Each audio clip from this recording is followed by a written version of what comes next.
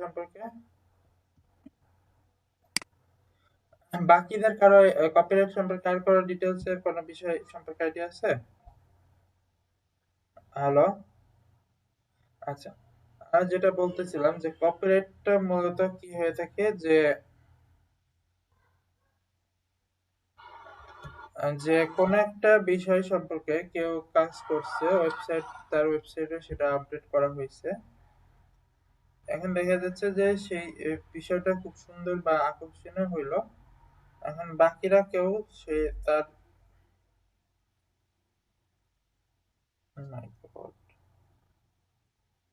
আচ্ছা, বাকিরা সেই জিনিসটা কি করে যে কোনো একটা মাধ্যম হোক বা যেটাই হোক তার ওয়েবসাইটে সরাসরি নিয়ে আসবে, ইউজ করলো, যেটাকে আমরা বলতেছি তার পারমিশন ছাড়া, উইদাউট তার পারমিশন সেটাকে সে ইনস্টল করে নিয়ে আসলো তার সাইটে। এখন এইটাই হচ্ছে সরাসরি কপিরাইট বলা যায়। যে এখন সেই বিষয়টা অনেক সময়, কারণ পৃথিবীতে তো হাজার হাজার ওয়েবসাইট রয়েছে গুগলের আন্ডারেই, যে প্রায় 3 বিলিয়নের কাছাকাছি। এখন এতগুলো ওয়েবসাইটে কে কোনটা থেকে কপি করে কোনটা বিষয়টা নিছে, এখন এটা কিন্তু আমাদের সাধারণ মানুষের ক্ষেত্রে বোঝার কোনো উপায় নেই। কারণ কপি কিন্তু যে কোনো বিষয় হইতে পারে, দেখা যাচ্ছে 1 লাইন হলেও হবে, 10 লাইন হলেও হবে, বা 100 লাইন হলেও হবে। এগুলো কিন্তু আমরা সাধারণ মানুষ সহজে বুঝতে পারবো না। আচ্ছা, এছাড়া আরো বিভিন্ন বিষয়ে কপি হইতে পারে, যেরকম মিউজিক আইটিউনস গুলো কপি হইতে পারে, এরপরে হইতে পারে ইমেজ গুলো কপিরাইট মধ্যে পড়তে পারে। যে কোনো সোশ্যাল, যে কোনো কন্টেন্ট, নর্মাল কন্টেন্টই কিন্তু আপনার কপিরাইট ইস্যুগুলোর মধ্যে পড়তে পারে। আচ্ছা, গুগলের কি বিষয়, গুগলের চিন্তা হচ্ছে তার গ্রাহক বা ক্লায়েন্টের সাথে যাতে এরকম না হয়ে থাকে, তাদের নিজস্ব কন্টেন্ট গুলো যাতে সেফলি থাকে। বুঝতে পারছেন? আচ্ছা, এই বিষয়গুলো থেকে তারা বের করার জন্য বা খেয়াল করার জন্য, আমরা যে নর্মালি কপিরাইট ইস্যুগুলো হয় তখন সেগুলো তারা এরকম ভাবে ডিফাইন করে থাকে। মূলত এই গুগল পাইরেটের কাজ হচ্ছে এই বিষয়টা সম্পর্কে অবগত করা এবং ডিটেক্ট করা।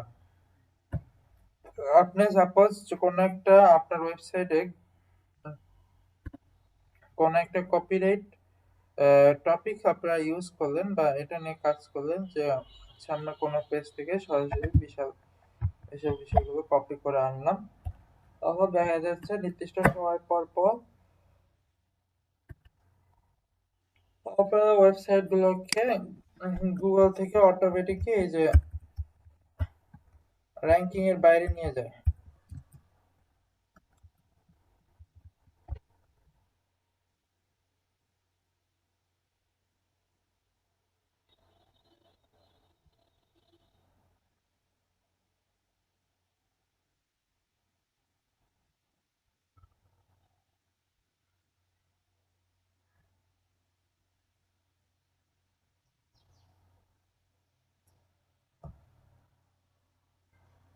হ্যালো। জি ভাই। আচ্ছা, আচ্ছা, একটু বলবেন তো।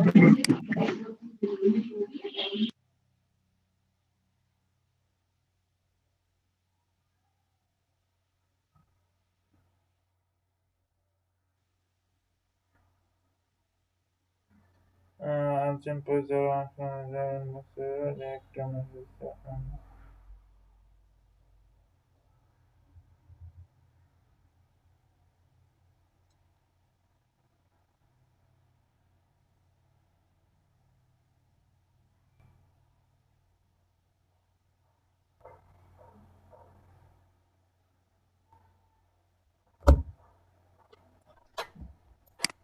আচ্ছা, যেটা বলতেছিলাম কোনটা ইস্যু ছিল আমাদের, গুগল পাইরেট। এখানে মেইনলি ফ্যাক্টরটা হচ্ছে সরাসরি যে কপিরাইট ক্লেম গুলো, এখান থেকে কপিরাইটের এই যে দেখেন এখানে কি আছে, অ্যাকচুয়ালি কপিরাইটের বিষয়গুলো হচ্ছে এরা খুব কঠোরভাবে, যেরকম যে আপডেট রয়েছে high volume of copyright violation reports. আচ্ছা, এই কপিরাইটে রিপোর্টগুলোর উপর ফেস করে হচ্ছে গুগল এই কাজটা করে থাকে। যাতে আমাদের বিভিন্ন সাইটগুলোতে এই কপিরাইটের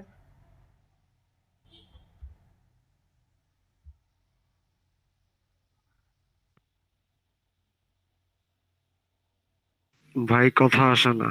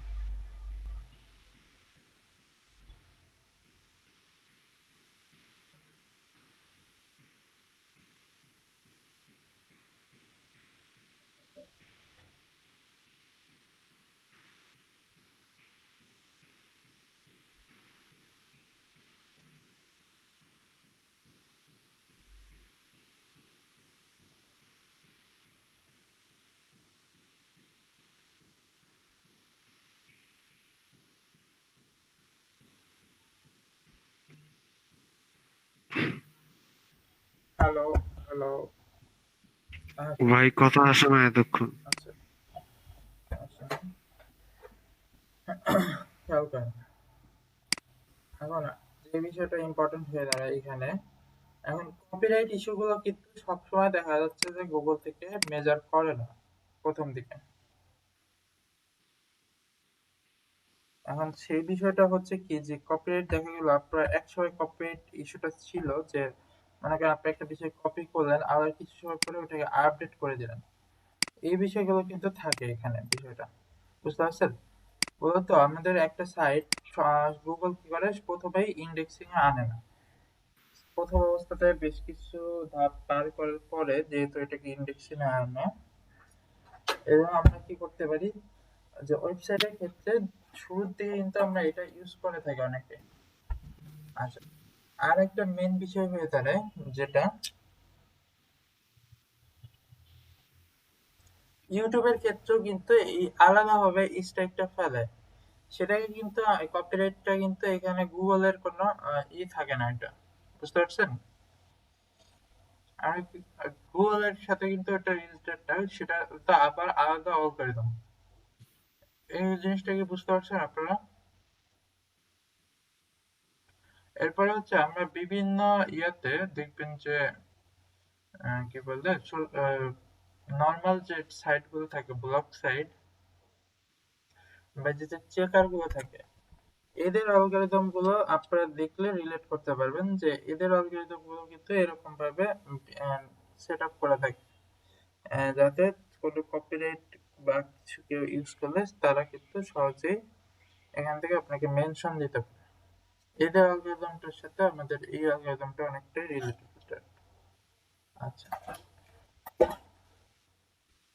এরপরে যেটা নিয়ে আমরা যে বিষয়টা নিয়ে কাজ করব সেটা হচ্ছে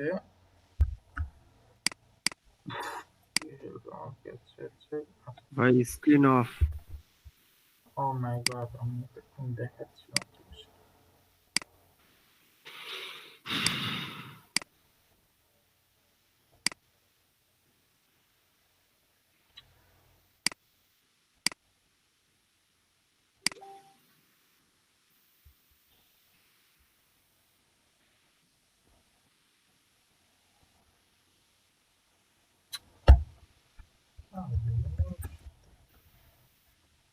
আচ্ছা, গুগলের এরপরে যেটা নিয়ে আমরা কাজ করব সেটা হচ্ছে Google humming bird.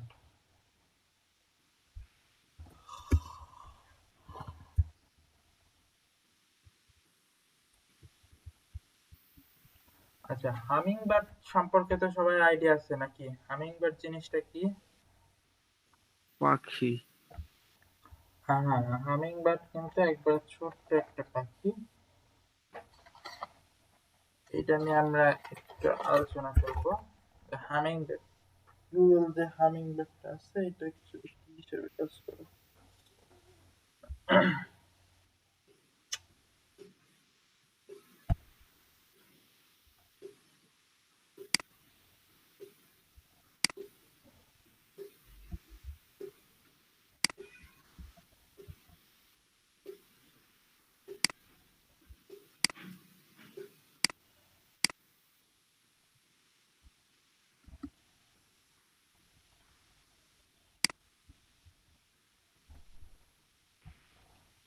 Humming bird হচ্ছে একবারে ছোট্ট একটা পাখি, সবচেয়ে পৃথিবীর সবচেয়ে ছোট পাখি গুলোর মধ্যে অন্যতম হিসেবে কাউন্ট করা হয়ে থাকে এখানে।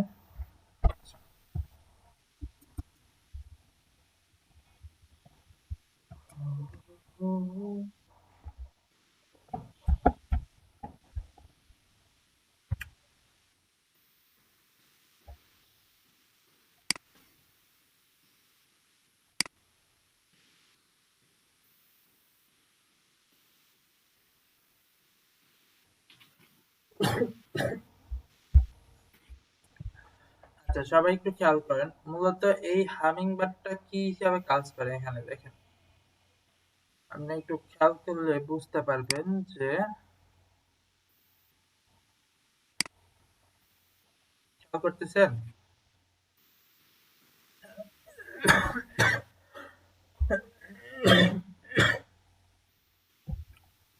এখানে অ্যাড অন হিসেবে কাজ করতেছে, বুঝতে এখানে আমরা প্রিভিয়াসলি হচ্ছে যে গুগলের পেঙ্গুইন সম্পর্কে তো সবাই জানতে পারছেন নাকি? বলেন তো, পেঙ্গুইনটা কি হিসেবে কাজ করতেছিল, কে একজন বলেন তো। হ্যালো,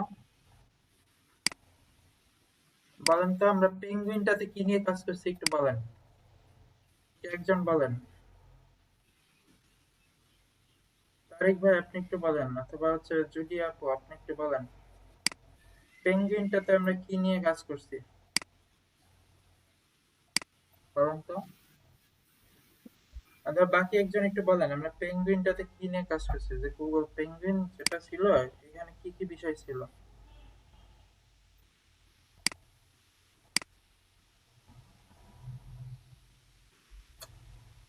হ্যালো, আপনারা কি শুনতে পাচ্ছেন? ওয়েবসাইটটা ওয়েবসাইটটা কিভাবে র্যাঙ্ক হইছে এই ব্যাপারগুলা যে গুগল চেক করে যেভাবে, না না, আমরা কোন পদ্ধতি। বলতেছিলাম গুগল পেঙ্গুইনের যে রুলস করেছিল এটা একটু বলেন একজন, যে গুগল পেঙ্গুইনটা কেন ধরবে, বা কি জন্য কি কাজ করলে আপনারা এটার মধ্যে পড়ে যাবেন, এটা সম্পর্কে বলেন একজন। ক্লাসের যে কেউ একজন বলেন। যে যে ব্যাকলিংকের মাধ্যমে যে একটা সাইট থেকে আর একটা সাইটে আমি আমার ওই কি বলে ট্রাফিক যে আনতেছি উল্টাপাল্টা ভাবে, ওইটা খুঁজে বের করে পেঙ্গুইন। ক্লাসের বাকিরা একটু ভালো করে খেয়াল করেন, গুগল পেঙ্গুইনটা কিন্তু ছিল মেনলি, তার কাজ ছিল হচ্ছে ডোরওয়ে পেজ যেগুলো আছে এগুলো মেনলি রিমুভ করা, বুঝতে পারছেন? আচ্ছা, ড্রয়িং পেজের পাশাপাশি আরো বিভিন্ন কোর কন্টেন্ট, এরপরে হচ্ছে অ্যাঙ্করলি টেক্সট বা এগুলো ফিক্স করা হচ্ছে এটার মেইন ফোকাস ছিল। আচ্ছা, এর পাশাপাশি হচ্ছে আরো যেগুলো ছিল সেগুলো তো আচ্ছা। আর এই হামিং বার্ডটা কিন্তু কি বলছে এখানে দেখেন, যে এটার বাদে যে পরবর্তীতে যেগুলো হচ্ছে অ্যাডস নিয়ে কাজ করে, যেরকম বিভিন্ন শপস এর ক্ষেত্রে হতে পারে, এবং এটা হচ্ছে অনেকটা এরকম আমরা অনেক সময় যে সার্চ করার পরে যে দেখেন যে হলমার্ক রিলেটেড যে বিষয়গুলো থাকে এইগুলোর র্যাঙ্কিং এর জন্য এটা ফ্যাক্ট হিসেবে কাজ করে। আচ্ছা, অনেক সময় দেখা যাচ্ছে যে আমাদের সিটিআর সিটিআর সম্পর্কে কারো আইডিয়া আছে?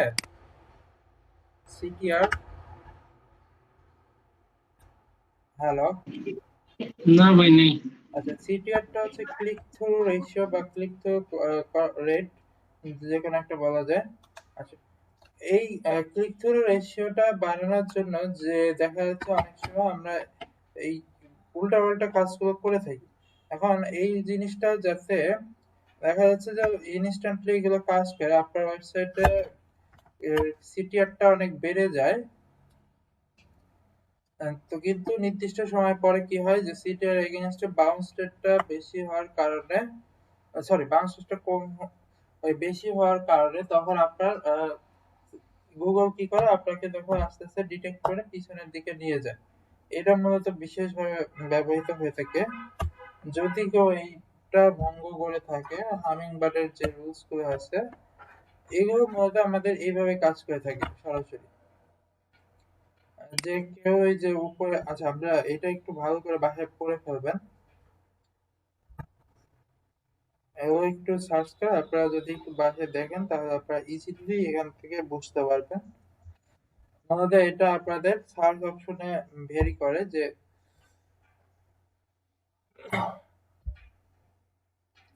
আমরা যে যে পদ্ধতিগুলো ওই ব্যবহার করে সার্চ করে থাকি, যেরকম ভয়েস সার্চ হতে পারে অথবা হচ্ছে নরমাল ট্রান্সলেটর ইউজ করে সার্চ হতে পারে, সেগুলোর উপর ডিপেন্ড করে হচ্ছে এটা মূলত পারপাস হিসেবে কাজ করে থাকে।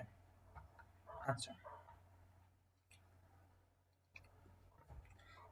এটাও কিন্তু 2013 সালের দিকে লঞ্চ হচ্ছে, লঞ্চ বা আপডেট করা হয়েছে অ্যাকচুয়ালি।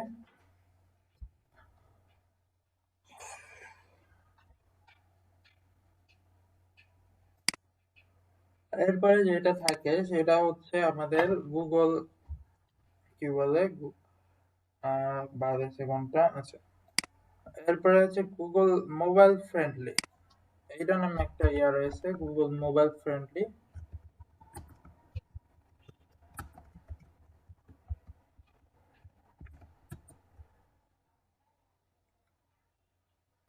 আচ্ছা, এই গুগল মোবাইল ফ্রেন্ডলিটা সম্পর্কে আপনাদের অনেকেরই আইডিয়া আছে, কারণ অনেকেই হচ্ছে ওয়েব ডিজাইন বা ওয়েব ডেভেলপমেন্ট নিয়ে কাজ করতেছেন, ঠিক না? এটা সম্পর্কে একজন একটু বলেন তো, আমজাদ ভাই অথবা তারেক ভাই একটু বলেন তো দেখি। হ্যালো,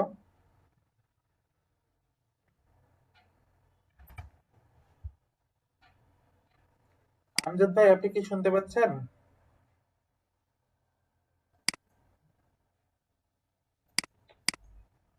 আচ্ছা, আপনার মনে হয় লাইনে নাই বা নেটওয়ার্ক প্রবলেম। ভাই মোবাইল ফ্রেন্ডলি?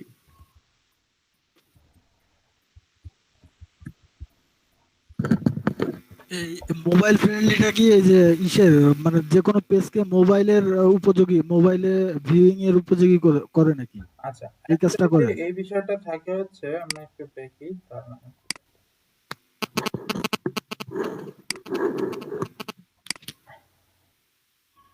আচ্ছা, এই যে এখান থেকে আমরা বুঝতে পারবো বিষয়টা কি হয়ে থাকে। মোবাইল ফ্রেন্ডলি বলতে এখানে হচ্ছে কোন একটা সাইট রেসপন্সিভ কিনা খেয়াল করছেন। অ্যাকচুয়ালি মোবাইল ইউজার হোক বা অন্য যে ডিভাইস ইউজার, এখানে লেখা অনেকগুলো ডিভাইস আছে। এই যে আইপ্যাড আছে, তারপর আইপ্যাডটা কিন্তু ট্যাবের মতো যে বিষয়টা থাকে। মোবাইল ফ্রেন্ডলি বলতে এখানে গুগলের কাছে প্রাধান্যটা হচ্ছে যে কোনো একটা সাইট রেসপন্সিভ কি রেসপন্সিভ না। রেসপন্সিভ বিষয়টা তো সবাই বোঝেন যে ওয়েবসাইট ডেভেলপমেন্টের জন্য বা ডিজাইনের জন্য শুরুতেই আমাদের যে বিষয়গুলো মেনটেন করতে হয় যে একটা ওয়েবসাইট যে রেসপন্সিভ কি রেসপন্সিভ না। মনে করেন আমাদের এখন কিন্তু ইউজার সংখ্যা মোবাইলের দিকে অনেক বেশি। অনেকে দেখা যাচ্ছে যে পিসি বা কম্পিউটারের পাশাপাশি মোবাইলে অটোমেটিক ইয়া করে থাকে, কাজ করে থাকে বা মেনটেন করে থাকে।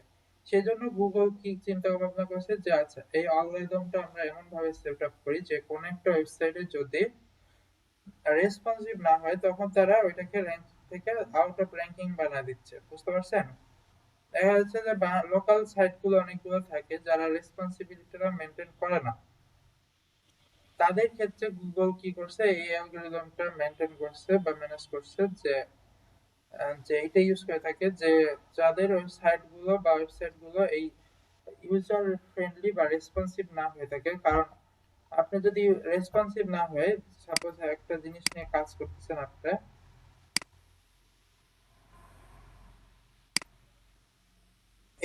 এখানে যদি মনে করেন এই সেটটা রেসপন্সিভ না, তখন আপনি মনে করেন একটা মোবাইল ফোনে যখন ইউজ করে তখন দেখা যাচ্ছে সাইটের এই পর্যন্ত আসলো, বাকি অংশটা শো করতেছে না। তখন ওটা কিন্তু একটা ইম্পর্টেন্ট তথ্য বা নোটিশ থাকলে ওটা কিন্তু আপনার জন্য বের করা সম্ভব না। বুঝতে পারছেন? দেখেন এখানে কি হচ্ছে, এখানে পুরা বিষয়টা ছোট হয়ে আসলো, জুম ইন থাকলেও এখানে কিন্তু সমানভাবে এখানে পুরাটাই দেখা যাচ্ছে। আমার কথা কি বুঝতে পারতেছেন আপনারা? গুগল কিন্তু এই বিষয়টা আলাদাভাবে মার্ক করে যে কোন সাইটগুলো রেসপন্সিভ বা রেসপন্সিভ না। এখন গুগলের টপের যে অবশ্যই বা টপ র্যাঙ্কিং এ আসতে হলে সাইটগুলোকে আগে থেকে খেয়াল করতে হবে অ্যাকচুয়ালি সেগুলো রেসপন্সিভ কি রেসপন্সিভ না। আমার কথা কি বুঝতে পারছেন সবাই? আচ্ছা, যে সকল সাইটগুলো এই যে রেসপন্সিভ না তাদেরকে গুগল ডিটেক্ট করে এবং সেগুলোকে নষ্ট করার জন্য হচ্ছে এই যে মোবাইল ফ্রেন্ডলি যে অ্যালগরিদমটা আছে এটা কাজ করে। সবাই মোটামুটি বুঝতে পারছেন বিষয়টা কি? হ্যালো? হ্যাঁ ভাই। ভাই আবার দেখতে হবে, এগুলো আবার দেখতে হবে বাসায়। হ্যাঁ বিষয়গুলো অবশ্যই। মানে কোনটার পরে কি আছে চেইন এটা বোঝা গেছে, কিন্তু এখন ভাই দেখতে আজকে হবে আবার। লোড বেশি হয়ে যেতেছে, ফার্স্ট টাইম তো এগুলো সম্পর্কে আইডিয়াই ছিল না। হ্যাঁ একটু বাসায় একটু এগুলো নিয়ে প্র্যাকটিস করতে হবে। আচ্ছা। ভাই একটু কষ্ট করেন, এই মানে এসইও নিয়ে যে জিনিসগুলো আমাদের জানা লাগবে, জাস্ট একটা ডক ফাইলে কি বলে একটু লিস্ট করে দিয়ে আমাদের দিয়ে দিন। আচ্ছা ঠিক আছে, সমস্যা নেই, আমি মেসেঞ্জারে দিব আপনাদের কোন বিষয়ে আইডিয়া রাখবেন। আচ্ছা, মূলত এইখানে গুগল মোবাইল ফ্রেন্ডলি এটা কিন্তু আমরা একটা আইডিয়া পাইলাম যে অ্যাকচুয়ালি কোন কোন কারণগুলোতে আমাদের ঝামেলা করতে হবে। তাহলে আপনারা ফার্স্ট অফ অলই যখন একটা ওয়েবসাইট নিয়ে কাজ করবেন, যে কোনো ওয়েবসাইটই হোক, আচ্ছা যে গতদিন মনে হয় প্রান্ত ভাই হচ্ছে ডোমেন কেনার জন্য করছিল, কন্ট্যাক্ট করছিল আপনার সাথে আমার হ্যাঁ ভাই। সাথে। আর কি ফিক্সড আপনি যাবতীয় বিষয়গুলো সম্পর্কে আইডিয়া নিছেন আপনার যেগুলো দরকার আছে? হ্যাঁ ভাইয়া, ইসে যেটা দরকার ছিল এটা আনলিমিটেড বলে দিছে। কি কি বলছে বলেন তো একটু সুবিধাগুলো। আর ওনাদের 1 জিবি হইলো কি এসএসডি হুম, স্টোরেজ দিবে, এরপর 10 জিবি হইলো গিয়ে মান্থলি ব্যান্ডউইথ। আচ্ছা এটা একটু কম অন্যান্য ইসের তুলনায়। আর অ্যাড অন ডোমেইন দিলে একটা। আর বাকি যেগুলো আছে আমার মানে ওগুলা সবাই দিতেছে। আর একটা জিনিস বুঝলাম না, এই যে মাই এসকিউএল যেটা, এইটা ব্যাপারটা জিজ্ঞাসা করলাম, সে আমার ইউটিউব ভিডিও দিয়ে দিলাম, এবার দেখি নাই। আচ্ছা, ওইখানে ভিডিওতে দেখবেন সম্পূর্ণ সম্ভবত ক্লিয়ার কোন কোন বিষয়। ওইটা কি ভাই কোনো সার্ভিস মানে কেউ দিতেছে না এই বাজে, মানে যেই বাজেটে 1 জিবির জন্য কেউ ওইটা দিতেছে না। হ্যাঁ ওইটা হচ্ছে মূলত হচ্ছে সার্ভারের যে ইয়াটা থাকে, সার্ভারের যে সার্ভিসটা থাকে মাইসেল ডাটাবেজের হিসেবে। আবার ওটা আপনি ভালো করে যদি আপনার প্রয়োজন হয়, ওটা মেবি সার্ভিস চার্জটা একটু বেশি রাখে ওটার ক্ষেত্রে। বুঝতে পারছেন? ও, সমস্যা নাই, মেইনলি ডোমেন মেলটা দরকার ছিল তো এটা আমি বলছি আনলিমিটেড। আপনি কি চলবে। এখন ডোমেন মেইলটা আপনার দেখা যাচ্ছে যে আপনার থ্রুতে বাকিরাও ইউজ করতে পারে, সমস্যা নেই যদি আপনি ইউজ করতে পারেন অ্যাক্সেস দেন, যেহেতু আনলিমিটেড সুবিধাটা আছে এখানে। হ্যাঁ আচ্ছা, বাকি ক্লাসের কেউ যদি নিতে চান তাহলে ওই যে ওনার থ্রুতে কথা বলে দেখতে পারেন, ওদের সার্ভিসটা মোটামুটি ভালো আছে। আর কেউ কি ইন্টারেস্টেড আছেন ইয়াতে মেইলের, সরি ডোমেনের ক্ষেত্রে? হ্যাঁ ভাই, আমিও একটা নেব। মানে আমি আমি চাচ্ছি কি একবারে প্রাইমারি যেগুলো আছে না কম দামি, ওগুলো আমার পরবর্তী বছর আমি আগে কাজটা শিখি, তারপরে পরবর্তী বছর ওদের থেকে রিনিউ করলাম বা করলাম না এটা পরের হিসাব। হ্যাঁ ভাই, কারণ আমার আমি মনে তো হয় যেটা আমাদের তৈরি করবো ওটা আমি তো ডাটাবেসটা রেখেই দেবো। ভালো হবে, কারণ ভাই অন্যান্য যেগুলো ঘাটলাম তো ওই মানে এই যে বাজেটটা, এই বাজেটে অন্যান্যদের চেয়ে এনাদেরটা মানে 100-150 টাকা একটু বেশি, কিন্তু ঠিক আছে চলে। তাই না? কত টাকা এটা কারা? ছিল আপনার কাছে? সে নিয়াজ ভাই পরিচিত। ও আচ্ছা আচ্ছা। এটা আপনার প্রায় নাম কি? কনভারসেশন করে ওনাদেরকে একটু ফিরোজ ভাইকে একটু ডিটেলস গুলো দিয়ে দিয়েন তো তাহলে। প্রান্ত ভাই দিয়েন তো আমাকে একটু। হ্যাঁ, তাহলে একটু ইয়া করতে পারেন, আলাপ করতে পারেন। আপনাদের যদি ওই ইয়াগুলো ওনার সাথে ফার্স্ট অফ অল আপনার আপনার যা যা রিকোয়ারমেন্ট থাকে ওইগুলো একটু ডিটেলসে, আপনার যদি কোনো কিছু শুনতে ইচ্ছা হয় একটু ডিটেলসে ক্লিয়ার হয়ে নিন, কারণ এইসব বিষয় খুব সেন্সিটিভ। যেহেতু একদিন দুই দিনের কাজ না, এর জন্য একটু ভালো করে বিষয়গুলো বুঝে নিন। বুঝতে পারছেন? জি আচ্ছা, আমরা কোথায় ছিলাম?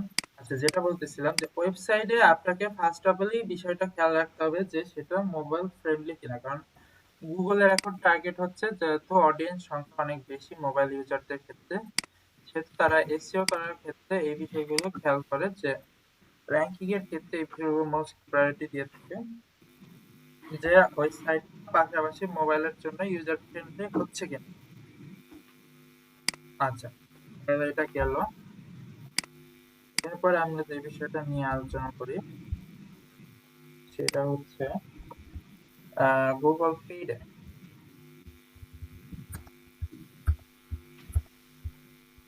আচ্ছা, গুগল ফিডে এটা সম্পর্কে আপনারা অনেকেই বুঝতে পারবেন, সমস্যা নাই, এটা অনেকটা ইজি প্রসেস একটা।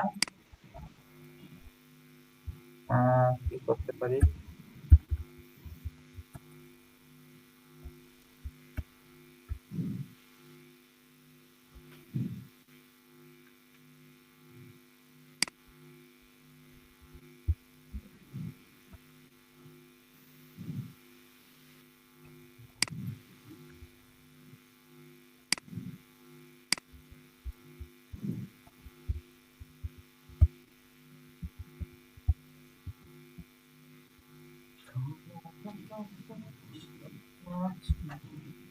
আচ্ছা, খেয়াল করেন, এখানে আমরা যখন সার্চ করলাম প্রথমে কি আসলো দেখেন তো, এই যে অ্যাড লেখাটা আসলো, দেখতে পাচ্ছেন?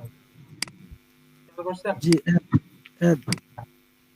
এখানে কিন্তু এসইও কিন্তু এই যে অর্গানিক, এরা কিন্তু অর্গানিক ভাবে এসইও করে নাই, যেহেতু প্রথমে যে দুই তিনটা আসলো এরা কিন্তু আচ্ছা অর্গানিক ভাবে কাজটা করে নাই। গুগল এরা কি করছে, গুগলের যে সরাসরি অ্যাড এর যে মেথডটা আছে,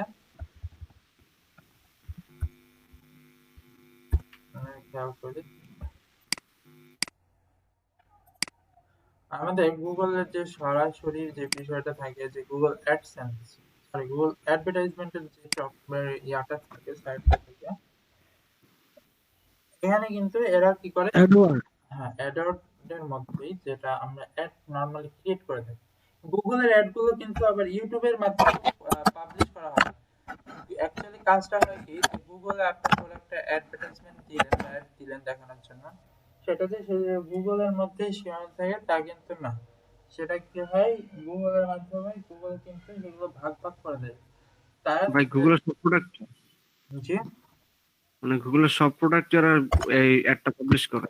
হ্যাঁ, গুগলের যতগুলো রিলেটেড সাইট বা ইয়া রয়েছে তাদের কাছে গুগল এই বিষয়টা ভাগ ভাগ করে দেয় অ্যালগরিদম অনুযায়ী। যে আচ্ছা এখানে 10% পিপলরে আমি এই জিনিসটা দেখাবো, এই রেটেড, এরকম করে গুগল সবাইকে ভাগ করে দেয়। আচ্ছা, এখানে বিষয়টা হয় কি, যে এই পর্যন্ত দেখেন যে যারা আসছে বুকিং ডট কম এখানেও আসছে, আবার হচ্ছে এইখানেও কিন্তু বুকিং ডট কমটা আসছে, কিন্তু এইখানে আসা আর এইখানে আসার মধ্যে পার্থক্য হচ্ছে এখানে যে বুকিং ডট কমটা আছে এরা কিন্তু গুগলকে পেমেন্ট করছে নির্দিষ্ট অ্যামাউন্ট, এরপরে হচ্ছে এইখানে আসছে, এবং তারা যদি শুধু যে পেমেন্টের মাধ্যমে আসে তা কিন্তু না। অনেক সময় হয় কি, যে এখানে পেমেন্টের মাধ্যমে শুরুতে তাদেরকে ইয়া করলে ইয়াগুলো নিলে ওরা উপরে পাঠায় দেয়, কিন্তু দেখা যাচ্ছে যে ভিতরে কি হয়, শুধু যে এই কিওয়ার্ডের জন্য তা না, অন্যান্য কিওয়ার্ড গুলোর ক্ষেত্রে দেখা যাচ্ছে তারা কি করে, যে ভিতরে বাকি কাজগুলো ঠিক মতো করে না। আচ্ছা, এই বিষয়গুলো ফিক্স করার জন্য হচ্ছে গুগল যে পেড ইয়াটা অ্যালগরিদমটা, অ্যাকচুয়ালি তাদের বাকি বিষয়গুলো যাতে ঠিকঠাক মতো থাকে, তার রুলস গুলো ফলো করছে কিনা বা এরকম উল্টাপাল্টা কাজ করে কিনা, এগুলো মূলত ডিফাইন করার জন্য হচ্ছে গুগল যে পেইড একটা ইয়ে আছে, অ্যালগরিদমটা আছে, এগুলো মূলত ব্যবহার করা হয়ে থাকে। বুঝতে পারছেন? এখন, এখানে আরেকটা বিষয় হচ্ছে গুগলের আরো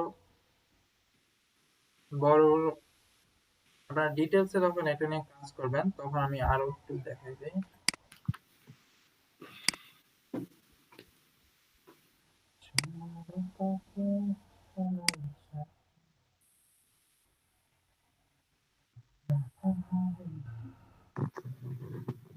লেটেস্ট চ্যাপ্টার টু সি। এখন এইটার সাথে হচ্ছে সরাসরি যে গুগল অ্যাডওয়ার্ডস ওইটার কিছুটা রিলেটেড আছে, বুঝতে পারছেন? এখন এখানে স্প্যামের বিষয়টা থাকে যে স্প্যামিং করে আপনারা যে গুগলের যে উল্টাপাল্টা বিষয়গুলো নিয়ে এই গুগল অ্যাডওয়ার্ডস এর এই অ্যাডওয়ার্ডসটা ইউজ করে যে পেজটা সরি অ্যাডওয়ার্ডসটা ইউজ করে আপনারা উপরে চলে গেলে তখন হচ্ছে এরা হচ্ছে এই বিষয়টা কঠোরভাবে আপনাকে নিয়ন্ত্রণ করবে, বুঝতে পারছেন?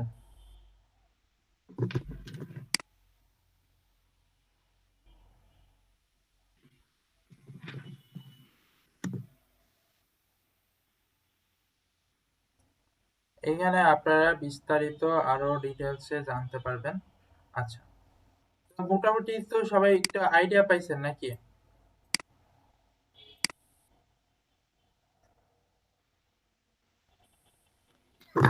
দেখেন এখানে একটু পড়েন কি বলছে,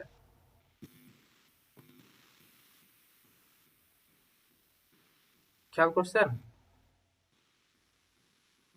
এখানে কি বলছে বিষয়টা? আপনি কি ডিসপ্লে দেখতে পাচ্ছেন? একজন একটু জি ভাই। একজন একটু পড়েন তো।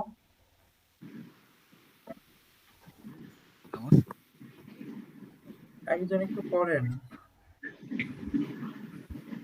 গুগল নিশ্চিত করেছে যে তারা এই উইকেন্ডে তাদের পেডে লোন পেডে লোন অ্যালগরিদম আপডেটে একটি নতুন অ্যালগরিদম আপডেট প্রকাশ করেছে।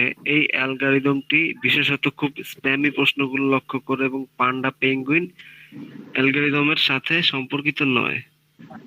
অ্যাকচুয়ালি এরা কি করে, এটা মূলত ওই সময়কার একটা আর্টিকেলস যখন এটা মেইনলি আপডেট করা হয়েছে, এটা দেখেন 2014 সালের, খেয়াল করছেন? এটা 2014 সালের একটা আপডেট ছিল।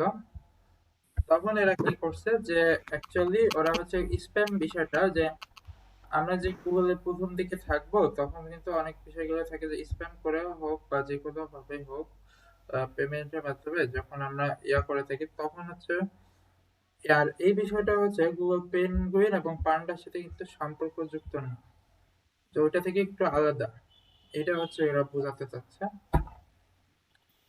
আচ্ছা, এইগুলো কিন্তু এই যে দেখতে পাচ্ছেন এগুলো কিন্তু ব্লগ সাইট মেইনলি, এরা কিন্তু গুগলের এই যে আপডেট গুলো দিয়ে থাকে এরা। ভাই এইটা তো আলাদা হওয়ারই কথা, কারণ এটা তো ওরা পেমেন্টের মাধ্যমে বাইপাস করে সামনে নিয়ে আসতেছে। হ্যাঁ, সেটাই এখানে বোঝা যাচ্ছে, আপনি একটু চিন্তা করলেই বুঝতে পারবেন। দেখেন, আচ্ছা আপনাদের গুগল ফেসবুক পেজের থেকে কি কারো কোনো কুপন এসেছে? কুপন কেউ কুপন পেয়েছেন এখন পর্যন্ত? আমি পাইছিলাম ভাই, আমি পাই একটা কাজে লাগাই দিছি। এই রিসেন্টলি? কুপন তাও প্রায় মাস মাসখানেক হয়ে গেছে ভাই। তো একটু শেয়ার করা উচিত ছিল বিষয়টা, বাকি একটু দেখতে। চেক করা কিভাবে এটা? এইটা শোনেন, এইটা ওরা আপনাকে নোটিফিকেশন দিবে শুরুতেই চলে আসবে। ওইভাবে না। নিয়াজ ভাই, জি। এই বিষয়টা আমি দেখছি যে অ্যাড ক্রিয়েট করে আপনার 2-3টা অ্যাড মানে ক্রিয়েট করে ওই একবারে যে পাবলিশে তো আমরা যেতে পারতেছি না পেমেন্টের জন্য, ওই পর্যন্ত যে রেখে দিলেই কয়েকদিন পরে ওরা এই কুপনটা ইউজ করতে দেয়। হ্যাঁ, এটা তো একটু আপনার একটা থিওরি অনুযায়ী অ্যাকচুয়ালি ওরা ইয়া করে হচ্ছে মেইনলি আপনারা যখন বেশ কিছু বিষয় আপনার ইয়া থেকে পাবলিশ করতে থাকবেন একটা না কয়েকদিন, আপনার অডিয়েন্সটা একটু 100 প্লাস হইলেই এটাকে অনেক সময় ওরা করে মার্ক করে রাখে। আচ্ছা, এই আচ্ছা এই যেহেতু আমাদের অডিয়েন্স নিয়ে কাজ করে ট্রাই মূলত হচ্ছে এই কুপন গুলো দিয়ে থাকে। আর কুপন যখন আসে তখন ওই প্রথমেই আপনাকে পেজে ঢুকলে বা পেজে ফেসবুকে আসার পরে আপনাকে ওরা নোটিফিকেশনের মাধ্যমে বড় করে দেখায় যে কুপন অ্যাভেলেবেল আছে $5 বা $10। বুঝতে পারছেন? এখন মনে হয় কুপন দিচ্ছে অনেক। হ্যাঁ, রিসেন্টলি হচ্ছে কুপন দিচ্ছে খুব কুপন দিচ্ছে, যারা একটু অ্যাক্টিভ আছে পেজে তাদেরই কুপন দিচ্ছে। আর আপনারা ফার্স্ট অফ অল যদি ওইটাকে ভালো করে ইউজ করতে পারেন, অ্যাটলিস্ট কিছু অডিয়েন্স যদি আপনি গ্যাদার করতে পারেন, তখন কিন্তু অটোমেটিকলি ফেসবুক থেকে ওইটা রিচ করার চান্স বেড়ে যায় পেজ থেকে। ভাই বেশ কিছু আসছে রিচ, হ্যাঁ, বেশ কিছু রিচ আসছে এবং মানে সেলও আসছে কিছু। হ্যাঁ, ওই তো একটু অ্যাক্টিভ থাকলে এই কাজগুলো ইজিলি করা যায়, বুঝতে পারছেন? বাকিরা একটু ট্রাই করেন, বাকিরা তো অনেকে ইনএক্টিভ হয়ে যাচ্ছে। ওই যে অ্যাড ক্রিয়েট করে রেখে দেন, অ্যাড ক্রিয়েট করে আধা আধি পর্যায়ে মানে একবারে ফাইনালি যে ছেড়ে দেন হ্যাঁ, 3-4টা একবারে পর পর। পেমেন্ট না দিলেই হবে, তখন দিয়ে দেয় $5 একটা হ্যাঁ, আপনি যদি $5 কুপনটা এক্স্যাক্টলি ঠিকভাবে যদি প্রসেস করতে পারেন, দেখা যাচ্ছে যে অডিয়েন্স গুলো একবারে ডিটেক্ট করতে পারেন, তখন কিন্তু এটা খুব হেল্পফুল হয়ে যায়, বুঝতে পারছেন? হ্যাঁ ভাই, ওই দিন ভাই আমার ইসের ভিতরে মেসেঞ্জার একটা অ্যাড আসলো, ওরা $5 ই করে দিবে, কি বলে, অ্যাড দিয়ে দিবে ফেসবুকে। তো তখন বুঝলাম যে আসলে এটা ওই জিনিস ওরা করে কি, ফেসবুক থেকে অ্যাকাউন্ট কিনে এরপর অন্যদেরকে অ্যাড করে, অ্যাড ওই সিস্টেমে করে দেয়। হ্যাঁ, অ্যাকচুয়ালি এই কুপনটা কিন্তু আপনি বাকিদেরকেও দিয়ে শেয়ার করতে পারেন, সমস্যা হয় না। দিয়ে দেওয়া যায়। হ্যাঁ, বড় বড় সাইট গুলোতে এই যারা একটু ইনভেস্ট করে এক সময়, তাদেরকে প্রায় কিছুদিন পর কুপনগুলো দিয়ে দেয় ফেসবুক থেকে। আর যারা হচ্ছে শুরুর দিকে যারা থাকে তাদেরও কিছু দেয়, এবং যারা মনে করেন মোটামুটি একটা অ্যামাউন্টের অ্যাডভার্টাইজমেন্ট দেয়, তাদের হচ্ছে ওই যে ফেসবুক ফাইবারে যেরকম বায়ার রিকোয়েস্ট থাকে না, ওইভাবেই কুপন গুলো দেয় নির্দিষ্ট সময় পর পর, রুটিন হয়ে যেত যে একটা দুইটা ক্রিয়েট করার পরে আপনাকে দিয়ে দেবে। আর নিয়াজ ভাই, ওই যে আমাদের মাহফুজ আছে না, ওই যে সিঙ্গাপুর না কোথার বায়ারের সাথে কথা বলতেছে, জি, তো সে আমি বলছি কি ওই যে ফাইবার থেকে রেফারেল পাঠাইতে, তার মানে ও ফাইবারের মাধ্যমে অর্ডার নিতে যাচ্ছে। তো রেফারেল যখন পাঠাবে, ওই রেফারেল লিংকে যদি ওই বায়ার অ্যাকাউন্ট খুলে যদি কোনো অর্ডার ক্রিয়েট করে মানে ওকে দেয়, সেল অর্ডার দেয় বা মানে পারচেজ অর্ডার ক্রিয়েট করে, তাহলে সেই ক্ষেত্রে তো আমাদের এদিকে মাহফুজও ওইখান থেকে একটা রেফারেল। এখন ওটা হচ্ছে একটু ঝামেলা যুক্ত, এখানে অনেকগুলো ক্রাইটেরিয়া মেনটেন করতে হয়, বুঝতে পারছেন? আর রেফারেল অর্ডারের ক্ষেত্রে অনেকগুলো আপনার একটু নিয়মগুলো পড়লেই বুঝতে পারবেন। ওইখানে একসময় এটা খুব ইজি ছিল, এখন হচ্ছে একটু ঝামেলা যুক্ত হয়ে গেছে। কত পার্সেন্ট যেন দেয়। হ্যাঁ, কত পার্সেন্ট যেন দেয় ভাই, আমি দেখছি, আমি কয়দিন আগে পড়ছিলাম তো। হ্যাঁ ওইটাই, হ্যাঁ ওইটা ইয়ে করে করতে পারেন, সমস্যা নেই। কিন্তু ওইটা না, হ্যাঁ আপনি যদি চায় তাহলে ওই রেফারেল ওটা কি, ওটা মাঝে মধ্যে আসে, ওটা সবসময় অ্যাভেলেবল থাকে না, দেখা যাচ্ছে মাঝে মধ্যে। না ভাই, থাকে, সবসময় থাকে ভাই। হ্যাঁ ওইটা তো ওই যে একটা ইয়ার অনুযায়ী, কিন্তু ওইটা ওই ইয়ার গুলো রুলস গুলো আপডেট হতে থাকে। আচ্ছা আচ্ছা। দাঁড়ান, একটা অফার ছিল এক সময় যে কত পার্সেন্ট অফ দিত। ও ভাই, ওই দিনকে রাতে ফাইবারে একটা অফার দিল যে এক্সেল শিটে শুরুতে ওদের একটা শিট আছে প্রায় আপনার 2000-এর মতো নাম আছে। হুম, এই নামের আগে নিউমেরিক কিছু আছে আর ডট কিছু আছে, মানে ওই যে দশমিক যেটা ডট, জি জি, এইটাকে উঠাই দিতে বললো। তো আমি অফারটা দেখে সাথে সাথে ওই কাজটা করে ওরে বললাম যে তুমি এখনই কাজটা ডেলিভারি নিতে পারো। তারপরও ভাই কোনো পেলাম না, রিপ্লাই পেলাম না যে তোমার কাজ রেডি, তুমি এখনই নিতে পারো ডেলিভারি। ওরা ভাবছে আপনি মনে হয় ফ্রড করতেছেন এই টাইপের কিছু।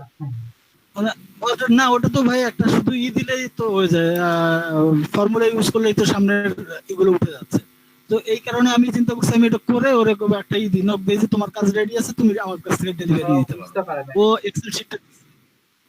এক্সেল শিটটা ড্রপ বক্সে করছে, শেয়ার করছে। বুঝতে পারছি। আপনি ওকে তারপর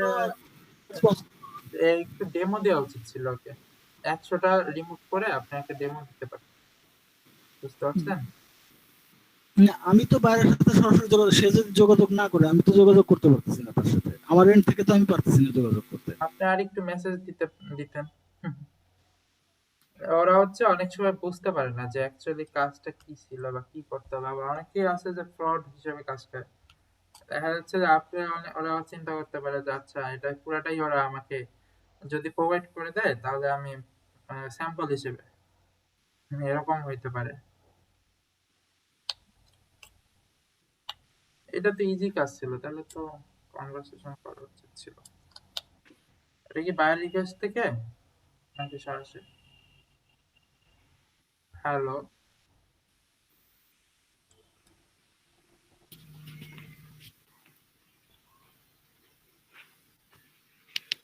হ্যালো, কথাগুলো কি শুনতে পাচ্ছেন? জি ভাই। আচ্ছা, আর বাকিদের বাইরের রিকোয়েস্টের কি খবর এবং ফাইবারের কি খবর? আপনার তো ফাইবারে অনেকে দেখতেছি অনেকে পিছায় পড়তেছেন আস্তে আস্তে। হুম, এবারে কি ভাই কি সবাই ক্লিক করছেন ঠিক মতো? আপনাদের ফাইবার নিয়ে একটু বসতে হবে দেখতেছি।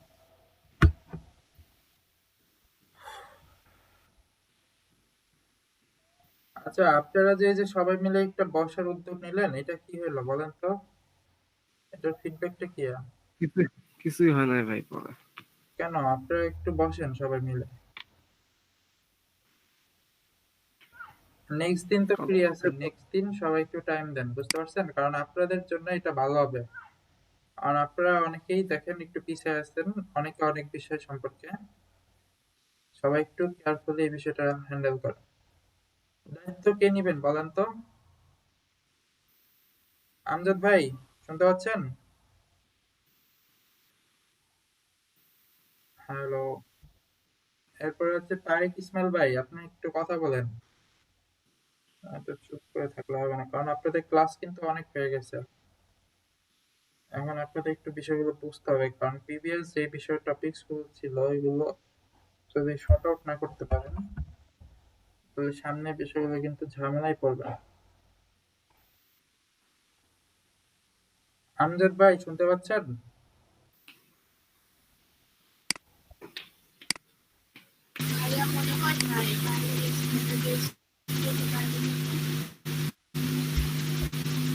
আচ্ছা, তাহলে আপনারা নিজেরা ইয়া করেন, কথা বোঝা যাচ্ছে। দিবেন দিবেন। আমি দেখি মেসেঞ্জারে সবাইকে একটু ইয়া করি। আচ্ছা, প্রেজেন্ট গুলো একটু দেন তো সবাই।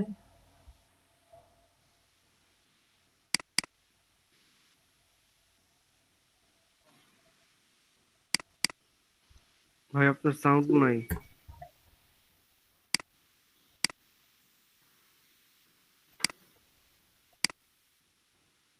আচ্ছা, প্রেজেন্ট গুলো সবাই একটু দেন তো।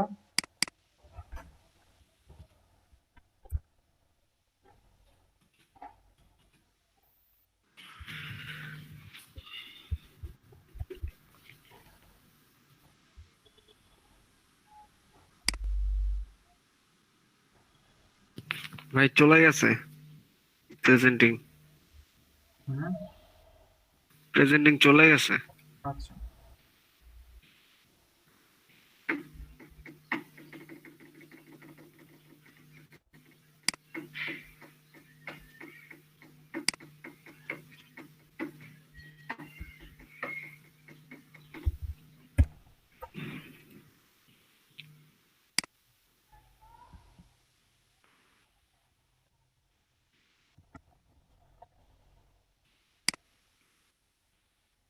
দেখতে পাচ্ছেন সবাই? না ভাই আসে নাই।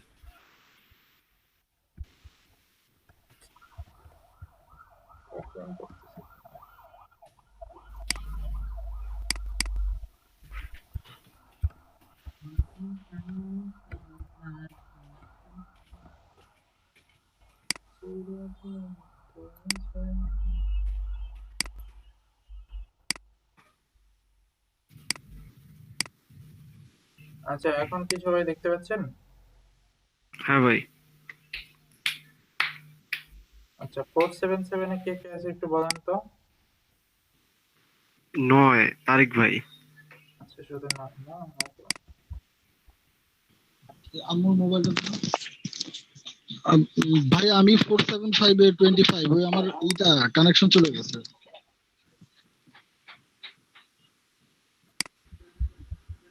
আচ্ছা 475 এর আর কে কে আছে একটু বলেন তো।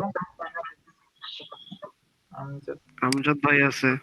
আমজাদ ছিল। আচ্ছা আমজাদ হচ্ছে আর মামুন ভাই। মামুন হচ্ছে 13 ভাই।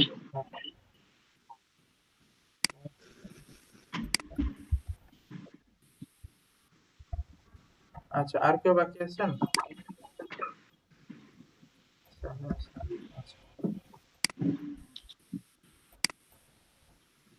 49 আচ্ছা শুরু করতে হবে। ভাইয়া 5 নাম্বার গিকগুলো কি আপনি কাজ করছেন বলেন তো? আপনি তো অ্যাক্টিভ না। জি ভাইয়া। গিকগুলো নিয়ে কাজ করছেন? না ভাইয়া আমার পরে আর কিছু করা হয়নি। তো কাজগুলো করতে হবে। আর আপনি কাজ করতে মাইক্রোফোনে করতে নয় মাইক্রোফোনে করতে হ্যাঁ আপনার মাইক্রোফোনে কোনো প্রবলেম আছে একটু ফিক্স করে আসেন। আচ্ছা চ্যাট বক্সে এত হ্যাঁ ছিল। ও ভাই নুরুজ্জামান ভাই, এটা দেওয়া হয় নাই। 476-এর 9। চালু হয়েছে? হ্যাঁ দেওয়া হয়েছে মোটামুটি সবারটাই দেওয়া হয়েছে।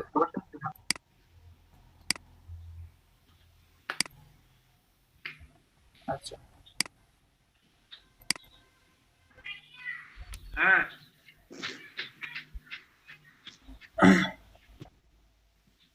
আচ্ছা যেটা বলতেছিলাম আপনাদের এই যে যে কাজগুলো দেখা হয় এগুলো সম্পর্কে বাসায় কিন্তু আপনাদের অবশ্যই প্র্যাকটিস করতে হবে বুঝতে পারছেন। যদি একটু ধারণা নেন পরবর্তীতে আরো বিস্তারিত বুঝতে দেখলেই বুঝতে পারবেন যে অ্যাকচুয়ালি আমাদের কি করা উচিত এবং কি করা উচিত হবে না। আমি আরো বেশ কয়েকটা টপিকস আপনাদের দিয়ে দেবো ওইগুলো সম্পর্কে আপনারা একটু আইডিয়া নেবেন। আর আপনাদের হচ্ছে সবাই ফাইবারে হচ্ছে একটু অ্যাক্টিভ থাকার ট্রাই করুন এবং গিগ গুলো সবাই একটু আপডেট করেন। তারিক ভাই আপনাকে কিন্তু বলা হইতেছে বারবার আপনি কিন্তু পিছনে থাকতেছেন পরবর্তীতে ঝামেলা হবে বুঝতে পারছেন। তারপরে সুমি পাটোয়ারিয়া শুনতে পাচ্ছেন? হ্যালো সুমি পাটোয়ারি।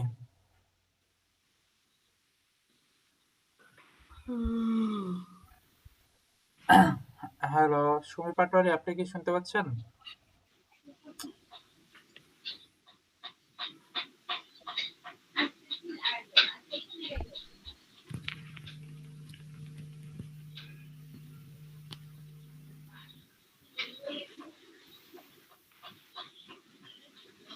জি ভাইয়া বলেন। আপনি কি বাসায় কাজ টাজ করতেছেন?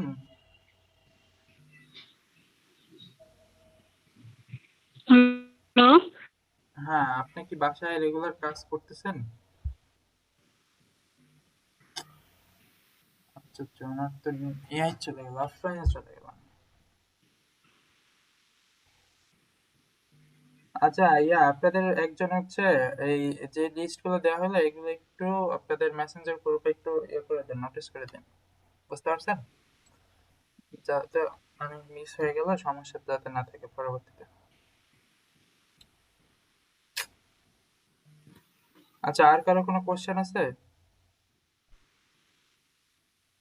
হ্যালো না ভাই, এসইও নিয়ে আইডিয়া নেই, কোশ্চেন কি করবো আগে আজকে আজকে যেগুলো দেখাইলেন এগুলো একটু দেখি তারপরে এই প্রশ্ন বলতে পারবো। আচ্ছা ঠিক আছে তাহলে আল্লাহ হাফেজ।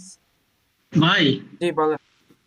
ওই যে প্রান্ত ভাই বললো এটা ডক ফাইল দেওয়ার জন্য ওইটা একটু দিন, তাইলে একটু সুবিধা হয় আর কি। হ্যাঁ আপাতত আপনারা এই বিষয়গুলো দেখেন আমি দিয়ে দেবো সমস্যা নেই বাকি যে যে আর ওই যে আমি একটা প্রবলেমের কথা বলছিলাম ওইটা একটু খেয়াল রাখবেন। হ্যাঁ আপনারা ওই যে নেক্সট দিন আমি সবাইকে বলে দেবো সমস্যা নেই মেসেঞ্জারে আচ্ছা ঠিক সবাই মিলে একটু টাইম দেন সমস্যা নেই। আচ্ছা তাহলে আজকের মতো আল্লাহ হাফেজ। সুমি পাটোয়ারি জি ভাইয়া বলেন। আচ্ছা আপনি কি বাসায় কাজ করতেছেন জি ভাইয়া। রেগুলার প্র্যাকটিস করেন? হ্যাঁ ভাইয়া করতেছি। জি ভাইয়া করতেছি। আচ্ছা, আপনি একটু ফাইবারে গিগ খোলার জন্য একটু শুরু করেন প্র্যাকটিস বুঝতে পারছেন। আমি ওনাকে বলে দেবো, সমস্যা নেই। আপনি নিশ্চয়। জানতো ভাই, হ্যাঁ ভাই। ওই যে আচ্ছা ডোমেইন ভাইয়া। স্কিলের ব্যাপারে হুম, আচ্ছা, বলেন। আহ, আপনাদের কি ইওলো পেজ সম্পর্কে দেখানো হয়েছিল? না ভাইয়া, স্ক্র্যাপিং দেখানো হয় না। ইওলো পেজ নিয়ে কাজ করছেন এরকম না না কেউ না ভাই, আছেন? ফিরোজ ভাই কাজ করছিল, একদিন দেখাইছিল তো যে কিভাবে স্ক্র্যাপিং ভাই করতে ওই হয়। যে ওয়েব স্ক্র্যাপার দিয়ে ইয়েলো পেজও স্ক্র্যাপ করা যায়, আবার ওই ইয়েলো পেজের জন্য আলাদা একটা ইও আছে। আচ্ছা, আপনারা একটু বাকিরা একটু সফটওয়্যার বা যা যা আছে একটু ম্যানেজ করে রাখেন তো। আচ্ছা ভাই, ওটা রাখবো না। আর ওই সবাইকে একটু লিংক গুলো দিয়ে দেন মেসেঞ্জার গ্রুপে। আমি একটা লিস্ট বানাইছি ভাই, আমি ওই যে একটু পরে দিয়ে দিচ্ছি। আমি একটা লিস্ট করছি হ্যাঁ, মোটামুটি ওই স্ক্র্যাপিং এর। লিডের জন্য যে হ্যাঁ, টুলস গুলো এবং সফটওয়্যার গুলো লাগে। হ্যাঁ, ওই সফটওয়্যার এবং বাকিরা একটু এগুলো ফলো করে কাজগুলো করে রেখেন, এতে সুবিধা হয়। আচ্ছা, আচ্ছা, হ্যাঁ আচ্ছা ঠিক ফিরোজ ভাই তাহলে। বলেন। আচ্ছা, তাহলে আল্লাহ হাফেজ, সবাই ভালো থাকবেন। মেহেদি ভাই, হ্যাঁ ভাই। ওই তাইলে ওটা ডোমেন হোস্টিং এ ওরা কি বললো একটু, আমি ছিলাম না তো, আমি একটু আজকে ওই যে আমার একটা আসছিল, ফ্রেন্ড আসছিল বাইরে থেকে, একটু বাইরে যাইতেছিল। আমি ওদের সাথে মোটামুটি সব কথা বলছি ভাই। হ্যাঁ, আমাদের সার্ভিস গুলো একটু দেখাই আপনাকে। আমি বলতেছি কি কি ওরা প্রোভাইড করতেছে।